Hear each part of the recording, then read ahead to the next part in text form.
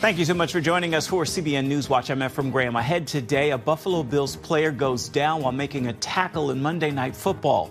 Now, a prayer movement is being led. Plus, all-natural protocol for people who suffer from Alzheimer's disease. The best thing about my Alzheimer's today is I have answers for it, and I have reversed it. It's wonderful. I love life. I enjoy life. Find out more coming up. Then later, some people are losing confidence in church leaders, but one author examines how confidence can be restored. Paul left us an extensive list of 15 items that I count in 1 Timothy 3, another 15 that largely overlaps in Titus chapter 1, and there's a consistent and detailed vision of what leadership should look like. All these stories and more coming up next from the CBN Newsroom. This is CBN NewsWatch. We begin this half hour with a horrifying scene on live television during Monday Night Football. It's now led to a prayer movement. A Buffalo Bills player went down while making a tackle during the game against the Cincinnati Bengals, and he did not get back up. CPR was administered on the field, and the game was postponed after he was taken away in an ambulance. Messages of prayer for the NFL star from fans, athletes, and others have been flooding in ever since. Caitlin Burke has more on our top story.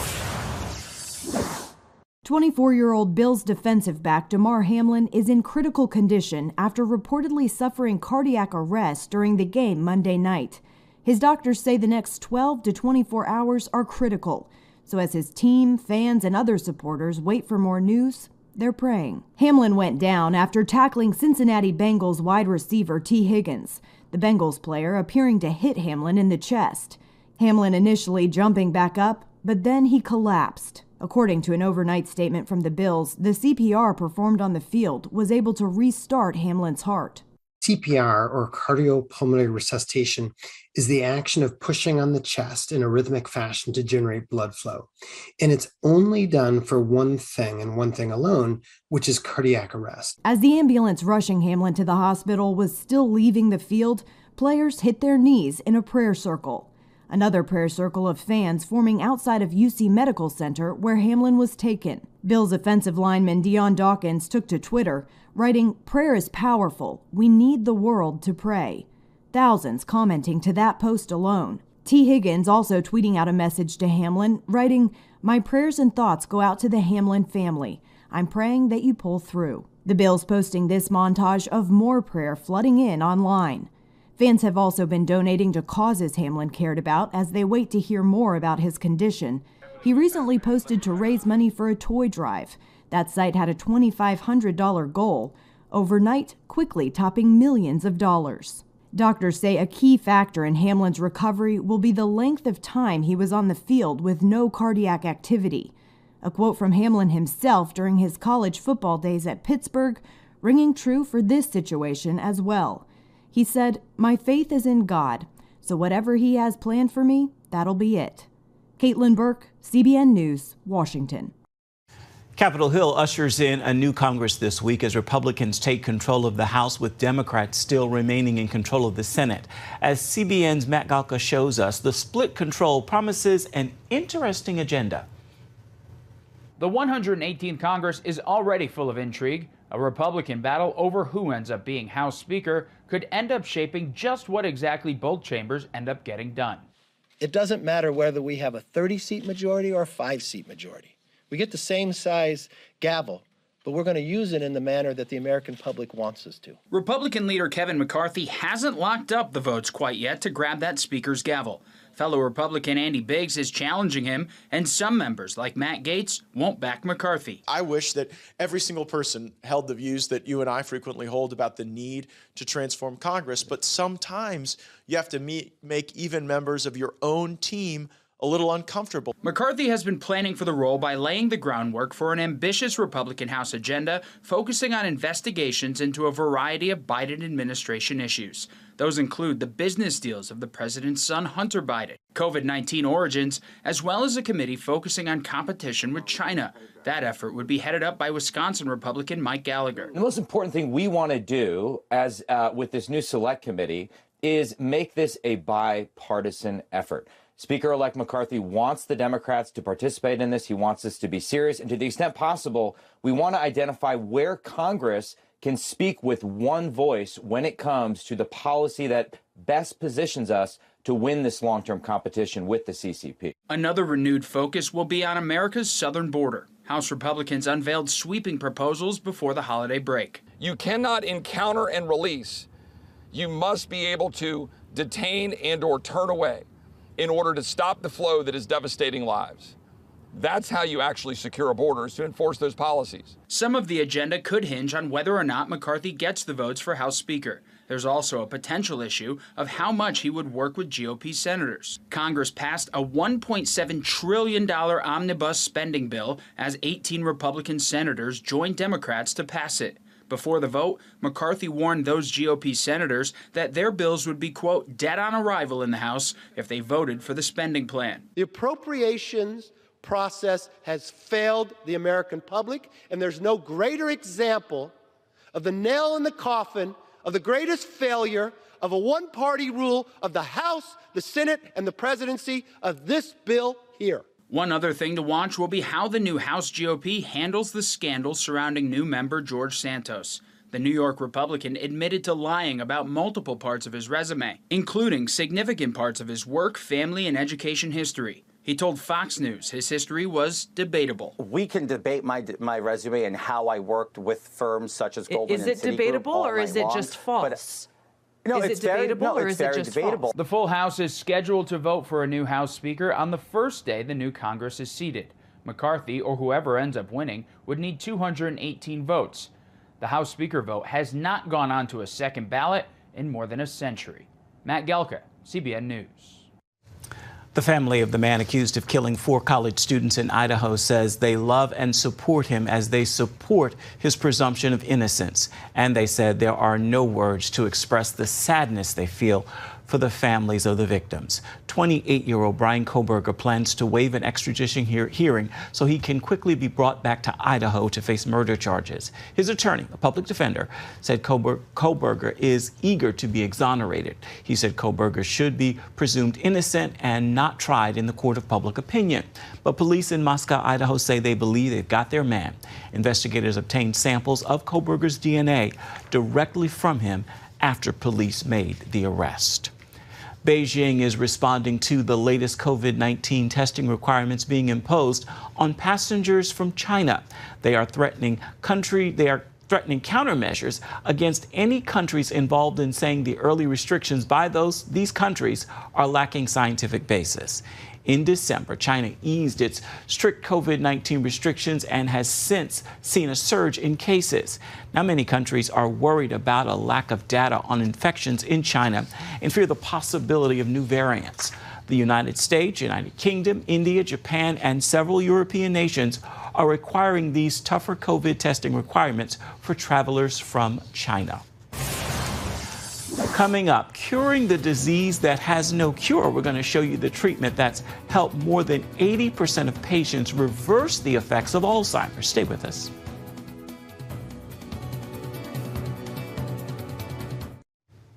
Alzheimer's robs patients of their memories, their relationships, and even their sense of self. It slowly steals their life long before the heart stops beating. But there's hope. An all-natural protocol is helping to reverse the symptoms of Alzheimer's. Medical reporter Lori Johnson has the details. A number of Alzheimer's patients are describing how they regained their memory after starting the Bredesen protocol. It's not a drug. Instead, it's a number of lifestyle changes, including diet, exercise, and much more, each designed to address the approximately 40 different causes of Alzheimer's. As you can imagine, I was terrified. 9 years ago, after Julie Gregory got lost on a very familiar road, she soon learned she had Alzheimer's. I had lived in this town in the foothills of Georgia for 20 years, and I would run into people in shops who knew me very well, and Lori, I had no idea who they were. My personality began to change. Julie also learned no cure or viable treatment exists for the disease. I even contemplated ending my own life. And I think prayer brought me to the point where I realized what I was learning from mainstream medicine just wasn't true.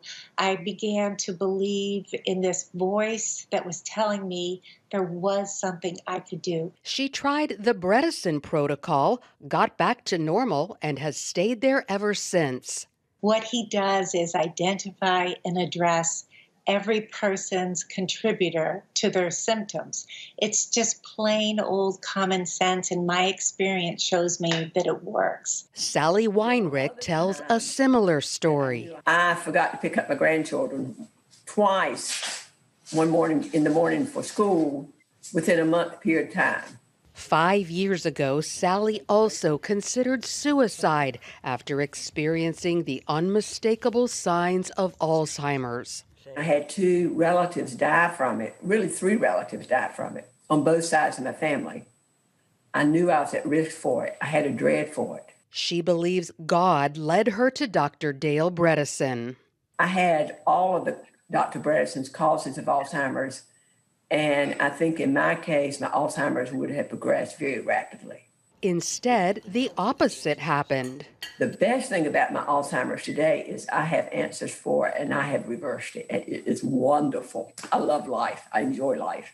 Sally, Julie, and 5 others describe their amazing reversals in The First Survivors of Alzheimer's, how patients recovered life and hope in their own words. They gave their specific protocols because they are personalized. Here's what each person did, how they did it, what their workarounds were, etc. Over 2,000 people are currently on the plan. Clinical trial results released in 2020 showed 84% of plan participants with mild cognitive impairment experienced improved cognition. 12% continued to decline, and 4% showed no change. In the people in our trial that we recently published, we actually saw increase instead of decrease in their gray matter in their brain. So you can actually see that there's improvement not only in their test scores, but also in their MRIs. The first step of the protocol is the so-called cognoscopy to determine a person's individual risk of cognitive decline. This involves a computer quiz to assess your mental capability, as well as a number of blood tests to identify which areas a person needs to make changes. And often there are 10 or more, and then we target those with a precision medicine sort of approach. For most, that involves a low-carbohydrate diet, intermittent fasting, plenty of exercise, sleep, eliminating toxic exposures, as well as hormone and nutrient balancing. Identifying those things and addressing them is how we see these people surviving so well. It's a lot of effort and some expense, but people like Sally and Julie say it's better than the alternative. Lori Johnson, CBN News. And for more health news, be sure to catch Healthy Living with Lori Johnson on the CBN News channel this evening at 8:30 Eastern. You can also find it on the CBN News app. Still ahead, pastor and seminary professor David Mathis joins us to talk about his new book that examines biblical leadership and the challenge for a new generation. Stay with us.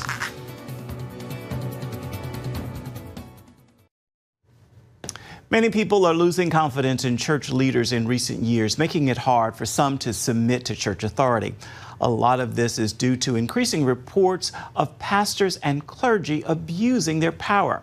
In the book, Workers for Your Joy, The Call of Christ on Christian Leaders, author David Mathis examines leadership from a biblical perspective and offers guidance that will help a new generation of Christian leaders. First, explain to us the title, Workers for Your Joy. What does that mean? It comes from the Apostle Paul at the end of his first chapter in his second letter to the Corinthians, where he says, we don't lord it over your faith, but we work with you for your joy. It's an amazing glimpse into Paul's own theology of leadership.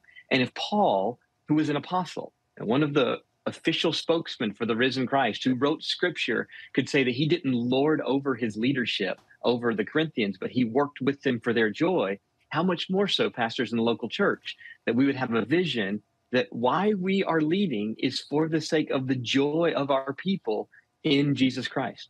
You know, joy is overrated because the Bible says that the joy of the Lord is our strength. So, you know, we all need more joy. So I love your title. Pastor Mathis, what was your inspiration, though, for writing the book, and why publish it now? Well, actually, it started 10 years ago. So the timing ended up coming in this season where people are talking about leadership in various ways and various sorts of crises. But it's been a project I'm working on for 10 years. Wow. In teaching at Bethlehem College and Seminary in Minneapolis.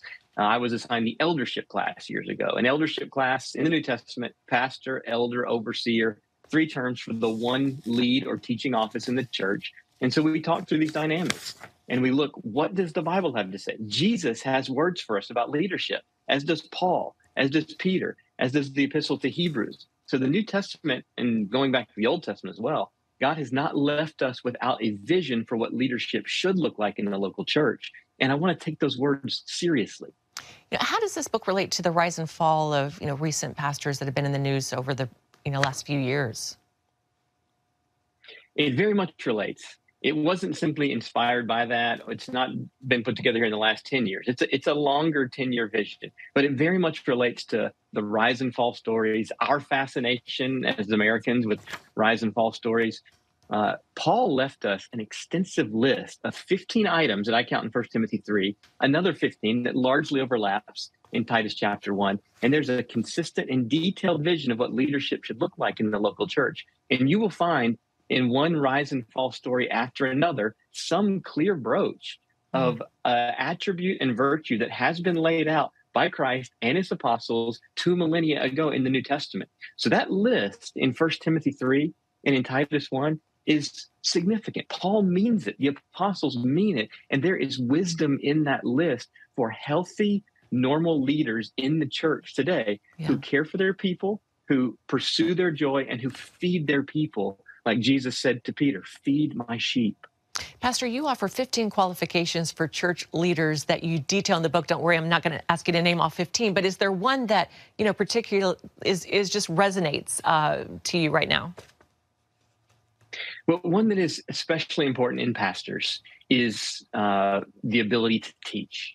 And we think of ability, when we think of ability, we might think of, does this mean world-class oratory or great gifting? Is he an entertainer? Is he a gifted communicator? I don't think that's what's meant. What's meant is ability in the context, and it's a man who wants to teach. The pastors and elders should be those who want to feed the flock, like Jesus said, to feed his sheep, and to do that through teaching the Bible. It can be very simple. Sometimes it's pretty unspectacular, but it's right at the heart of those 15 qualifications in 1 Timothy 3, which I think Paul means to signal its centrality.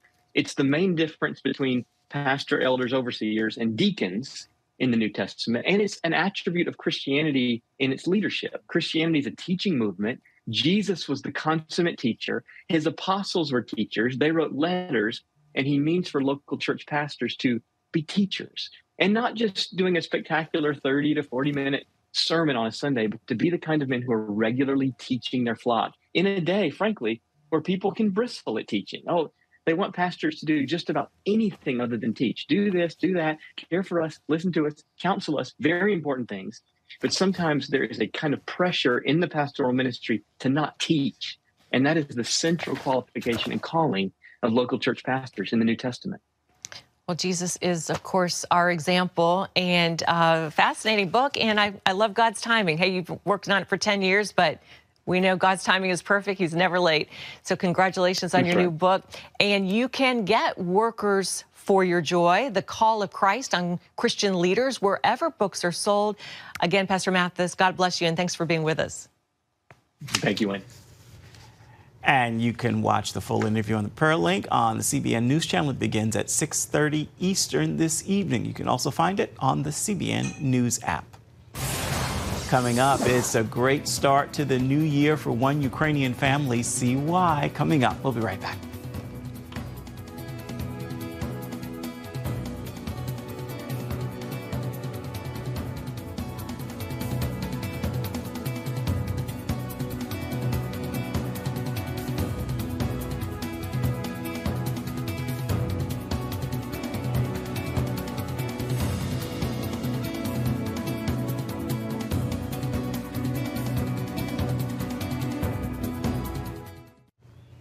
We have a happy reunion to share for a Ukrainian family who fled to the United States when Russia invaded their homeland. Liza Skeptolenkova and her fiance traveled to Kansas City, Missouri back in March and have been staying with a family there as the war rages on. Liza had to leave her parents behind, dealing with a months-long process to get them to the United States, but they finally made it, arriving at the Kansas City airport. As you see there, the emotional moments were all caught on camera. Time now for your Tuesday Tweetable. I'll leave you with this thought to post, tag, tweet, and share with those in your circles of influence. God gives every man a measure of faith. He then calls on man to walk in faith. It is the title, the deed to his promises when present circumstances don't quite measure up. I encourage you to walk in faith and remember God has already equipped you to do just that. That is going to do it for this edition of CBN NewsWatch. I want to remind you, you can always get more of our programs on the CBN News channel. You can find them there at any time, as well as online at cbnnews.com. We love to hear from you. Let us know what you think about the stories you see here today. Email us, newswatch@cbn.com, and then join us tomorrow.